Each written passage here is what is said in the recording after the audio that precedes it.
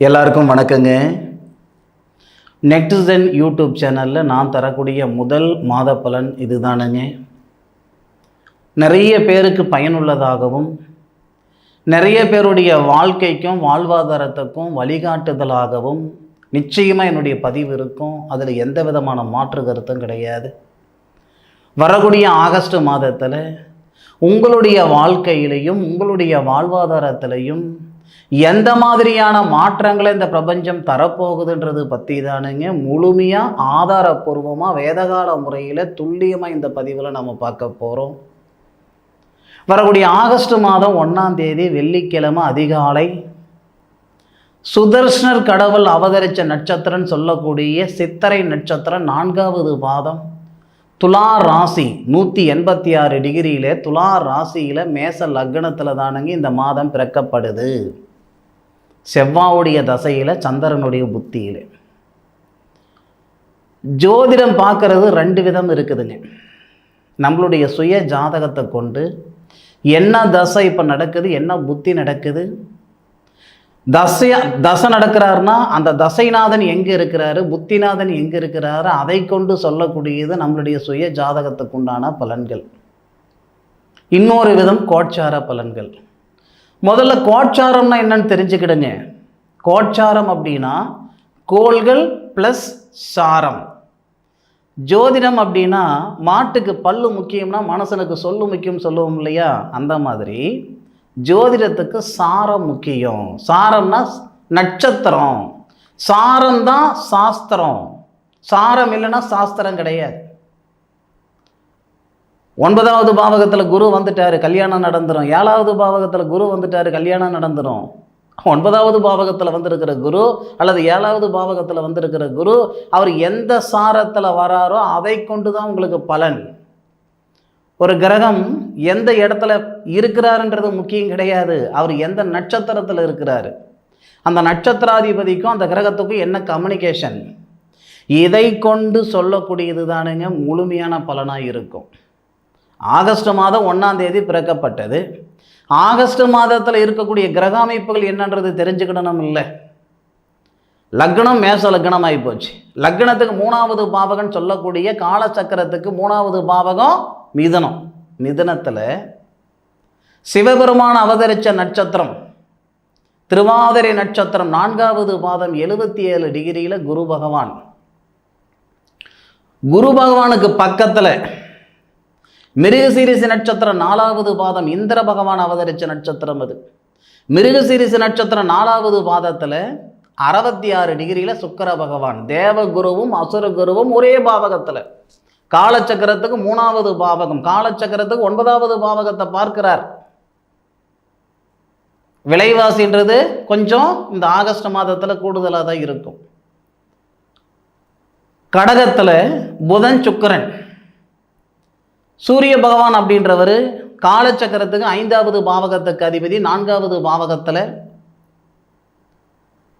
குரு தர்ஷாமூர்த்தி அவதரித்த நட்சத்திரம்னு சொல்லுவாங்க பூச நட்சத்திரத்தை. பூச நட்சத்திரம் 4வது பாதம் 104 டிகிரியில். சூரிய பகவானோட புதன் அதே பூச நட்சத்திரம் 4வது பாதம் 104 டிகிரியில். சூரிய பகவானோட ரொம்ப நெருங்கி அஸ்தமனம் ஆயிட்டாரு புதன். அதன் பிறகு 5வது பாவகம் காலச்சக்கரத்துக்கு 5வது பாவகம் சிம்மத்தில் கேது பகவான் மட்டும் தனிச்சு.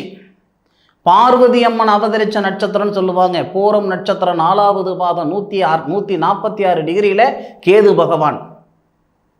காலச்சக்கரத்துக்கு 6வது பாவகத்தில் அதாவது கன்னி அப்படின்னு சொல்லக்கூடிய இடத்துல செவ்வாய் 151 டிகிரியில். ஐயப்பன் கடவுள் அவதரித்த நட்சத்திரம் உத்தர நட்சத்திரம் 2வது பாதத்தில் செவ்வாய்.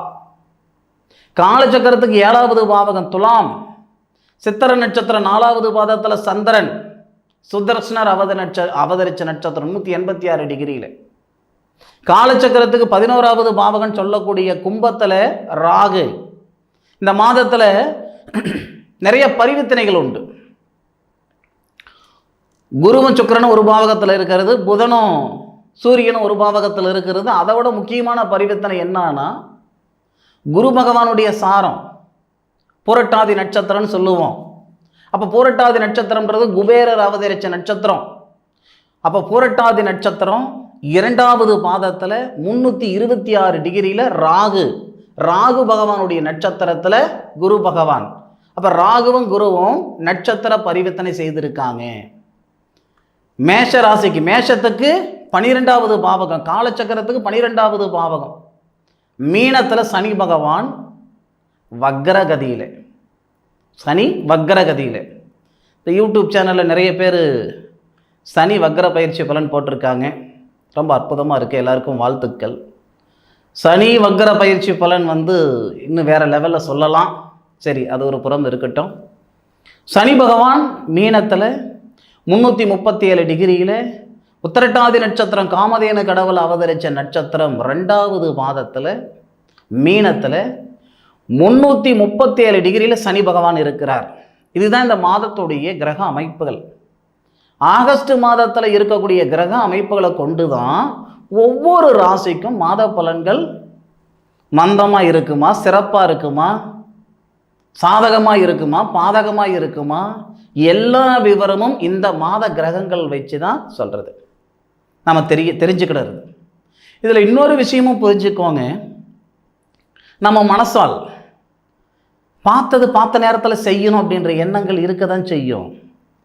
நினைச்ச தொழில் செய்யணும் அப்படின்ற ஆசை இருக்க தான் செய்யும். பட்டம் பார்த்து பயிர் செய்யின்னு சொன்னது, பட்டம் பார்த்து பயிர் செய்யின்னு சொன்ன வார்த்தை 3 மாதம் 6 மாதம் வளரக்கூடிய அந்த பயிருக்கு மட்டும் கிடையாது, நம்மளுடைய வாழ்க்கைக்கும் தான், நம்மளுடைய வாழ்வாதாரத்துக்கும் தான். ஒரு தொழில் செய்யணும்னு நினைக்கிறீங்கன்னா முதல்ல அந்த தொழில் உங்களுக்கு செட் ஆகுமா ஆகாதா, 2வது உங்கள் ஜாதக பிரகாரம் எப்போ செய்யணும் இல்லையா. திருமணம் பண்ணணும்னு ஆசைப்படுறீங்க, சந்தோஷம். திருமண யோகம் வந்திருக்கா வரலையான்றது முதல்ல பார்த்துக்கிடணும். அப்படி திருமண யோகம் எப்போ வருது அது வரைக்கும் வெயிட் பண்ணணும். இந்த மாதிரி ஜாதகம் பார்த்து செய்யக்கூடிய ஒரு செயல் நிச்சயமாக பாதகம் ஏற்படாது. சில பேர் இருக்க தான் செய்கிறாங்க. 4 ஜோசிகாரர்கிட்ட நான் ஜாதகம் பார்த்து தான் கல்யாணம் பண்ணணுங்க, ஆசை 30 நாள் மோகம் 60 நாள்ன்ற மாதிரி ஆயிடுச்சு. ஐயா, ஜோதிடம் பொய்யில்லை. ஜோதிடர்கள் கொஞ்சம் முன்ன பின்ன தொழில்முறை ஜோதிடர்கள் இருக்க தான் செய்கிறாங்க. அது அவங்களுடைய கர்மா. கடவுளுக்கு அடுத்தது இந்த ஜோதிடர்கள் எங்களுடைய வார்த்தை கேட்டு தான் எங்ககிட்ட வர்றவங்க ஒரு முடிவு எடுக்கிறாங்க.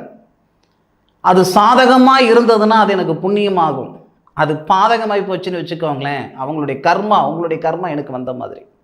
அப்படி தான் நான் நினைக்கிறேனுங்க, அப்படி தான் நான் நடந்துக்கிறேன். வரக்கூடிய ஆகஸ்ட் மாதம் எந்தெந்த தருணத்தில் எந்தெந்த செயல் செய்தால் சரியாக இருக்குன்ட்டு முழுமையாக இந்த பதிவில் நம்ம பார்க்க போகிறோம். தயவு செய்து என்னுடைய காணொலியை முழுமையாக பார்க்குறதும் பார்க்காததும் உங்களுடைய சொந்த சௌகரியம். உங்களுடைய கருத்துக்கள் இந்த கமெண்ட் பாக்ஸில் பதிவு பண்ணுங்க.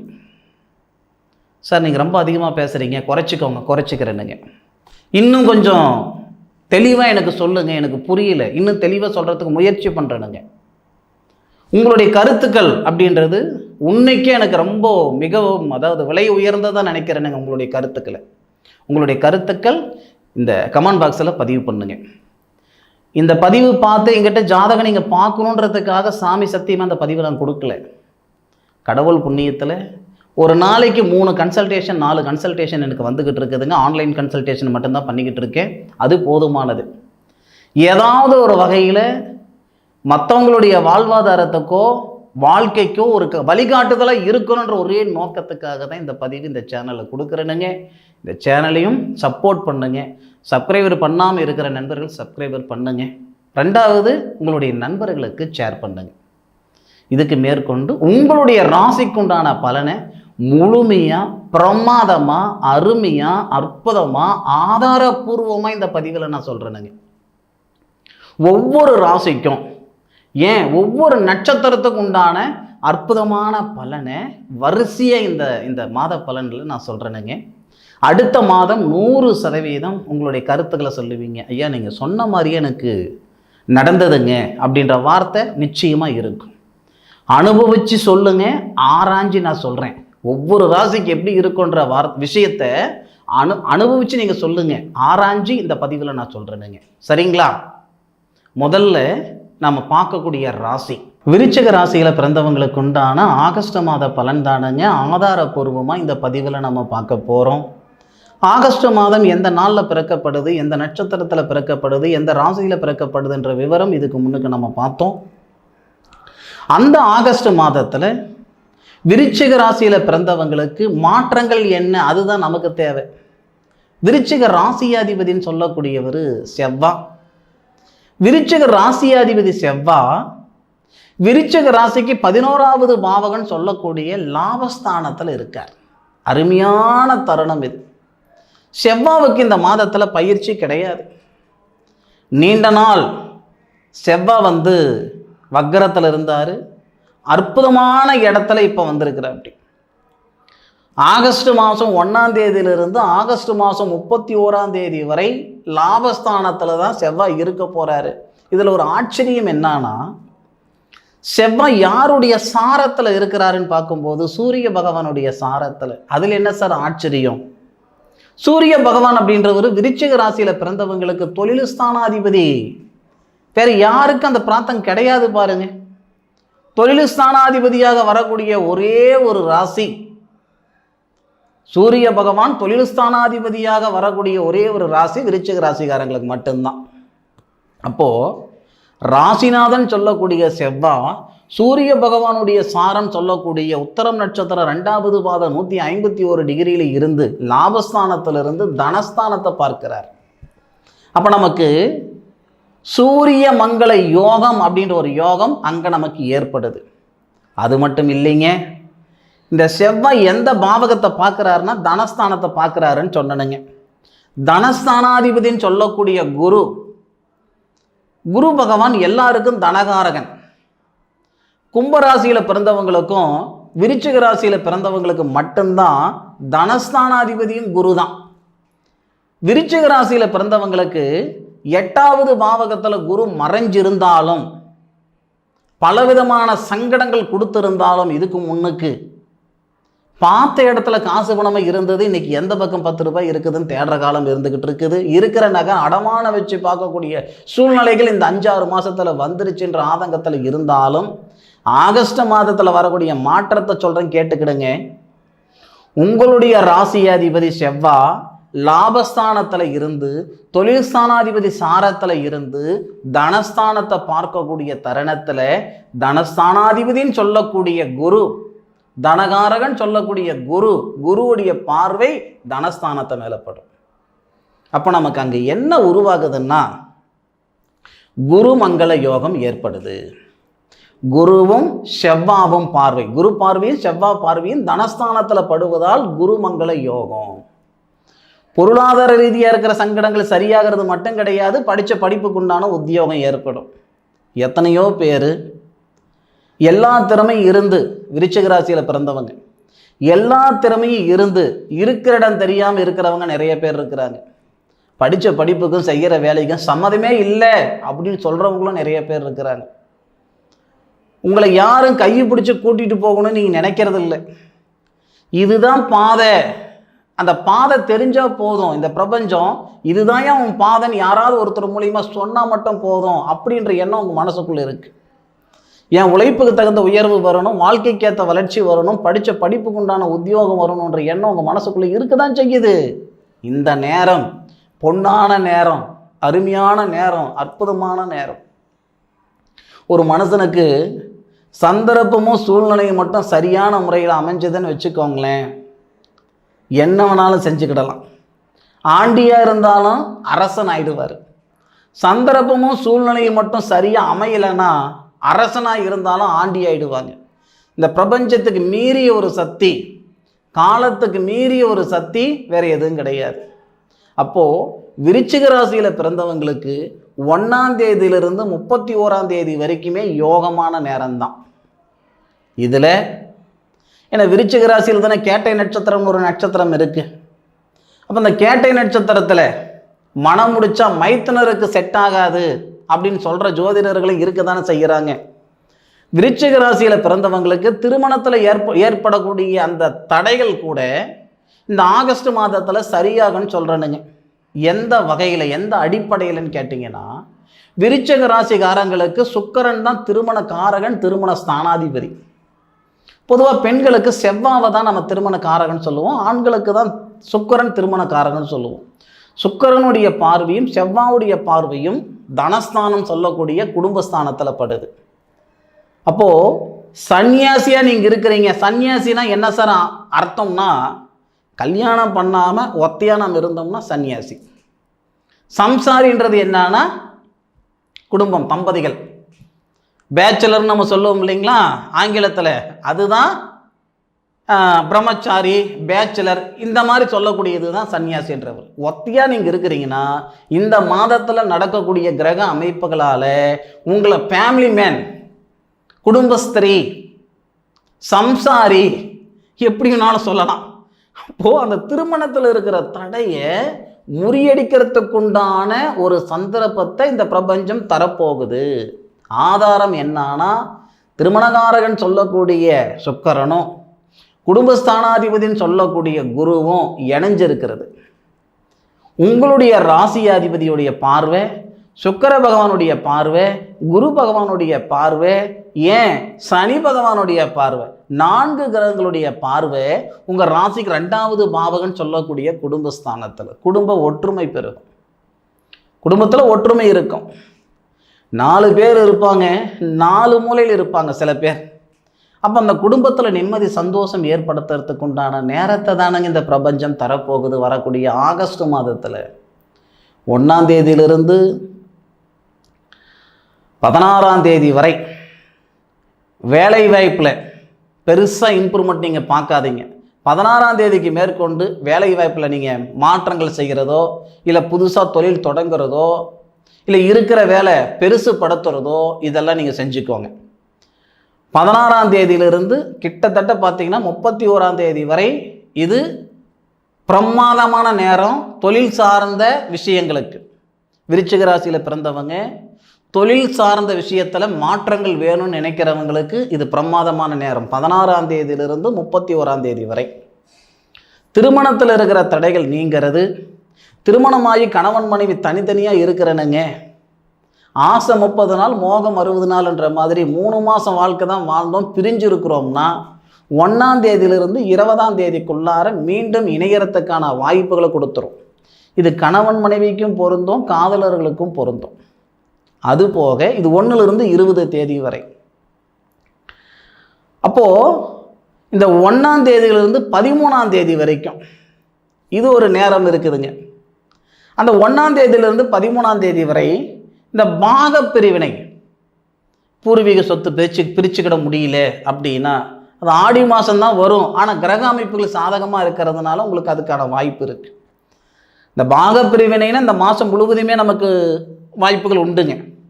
என்ன ஒன்றுனா, அந்த 1ஆம் தேதியிலிருந்து 13ஆம் தேதி வரைக்கும் ரொம்ப சாதகமாக இருக்கும். ஆனால் நாம் ஆடி மாதத்தில் பாக பிரிவினைலாம் செய்யக்கூடாது அப்படின்றதுனால அதை நம்ம விட்டுடுவோம். ஆனால் கிரக அமைப்புகள் சாதகமாக இருக்குது.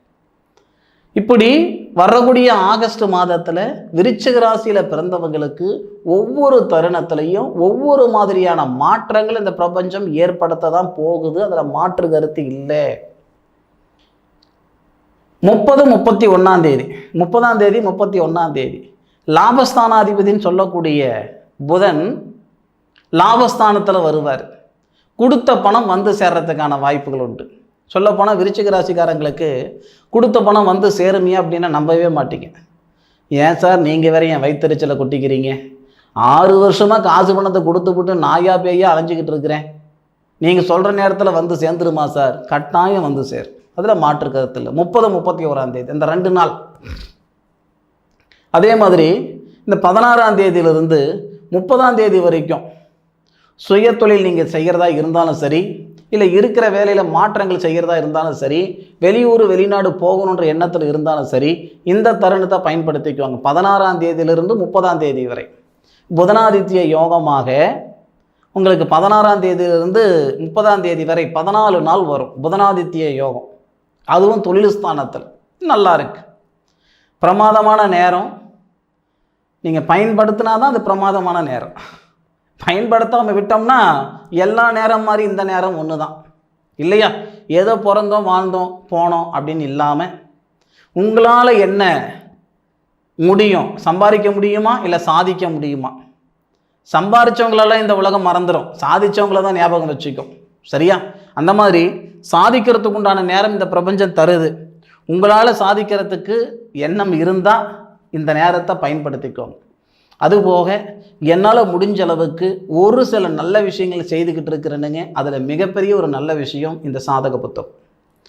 எந்த பிரதிபலன் இல்லாமல் ஒரு மனிதனுடைய முழுமையான வாழ்க்கை பலனை, வாழ்க்கை வரலாறை, தசாபுத்தி பலனை முன்கூட்டி எழுதி கொடுக்குறேனுங்க. இந்த சாதகத்தில் இருக்கக்கூடிய ஒரு அமைப்பு என்னன்னா, ஒவ்வொரு தசையிலையும் நடக்கக்கூடிய பலன், ஒவ்வொரு புத்தியிலையும் நடக்கக்கூடிய பலன், ஒவ்வொரு வயசுலையும் நடக்கக்கூடிய பலன் முன்கூட்டி முழுமையாக எழுதி கொடுக்குறேன். இது டைரி கிடையாது, ஒருத்தருடைய ஜாதக நோட்டு. இந்த மாதிரி ஜாதக நோட்டெல்லாம் பார்த்து வருஷ கணக்கு இருக்கும். ஏன் அப்படின்னா இன்றைக்கி எல்லாம் ஒத்த பேப்பர் வச்சு எடுத்துகிட்டு வராங்க ஜோதிடம் பார்க்க. இது முழுமையாக எல்லா விதமான பலனும் இருக்கும். 116 பக்கம் இருக்கும் ஒருத்தருடைய சாதக நோட்டு. அஷ்டவர்க்கத்திலிருந்து 6 இடத்துலேருந்து மொத்த சரித்திரமும் இருக்கும். இந்த மாதிரி உங்களுக்கு தேவைப்படுதுன்னா பயன்படுத்திக்கோங்க. பிறந்த தேதி, பிறந்த நேரம், பிறந்த ஊர், ஜாதகர் பேர், அப்பா பேர், அம்மா பேர், வீட்டு அட்ரஸ் அனுப்பி வச்சிங்கன்னா எல்லாம் ரெடி பண்ணி உங்களுக்கு கொரியர் பண்ணுறேன். இந்த பதிவு விருச்சிக ராசியில் பிறந்தவங்களுக்கு பயனுள்ளதாக இருக்குன்னு நான் மனசார நம்புகிறேன். மீண்டும் அடுத்த ஒரு அற்புதமான தருணத்தில் உங்கள் அனைவரையும் சந்திக்கும் வரை உங்களிடமிருந்து விடைபெறுவது உங்கள் வீட்டு ஜோதிட நண்பனான மா. காளிதாஸ் மணிகண்டன். திருச்சிற்றம்பலம். வாழ்க வையகம், வாழ்க வளமுடன்.